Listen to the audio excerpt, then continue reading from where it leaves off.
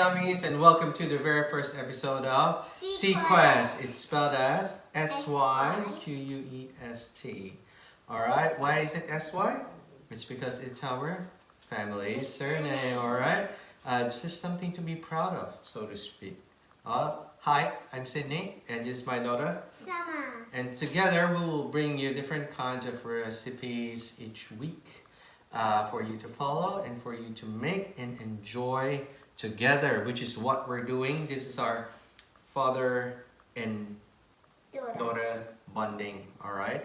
And so for our very first episode, what are we doing, Sama? We've been making banana bread. Banana bread, not only just your ordinary banana bread. What do we put? Chia seeds and walnuts. And walnuts, okay? It's pretty exciting. So we do hope you enjoy this very first episode. Alright, and don't forget to click the subscribe button down there. And hit the like. Hit the like, of course, and follow us on our Facebook page and our Instagram page and Pinterest page, alright? And of course, please visit us and put down your email through our website, www.yummyforlittletummy.com.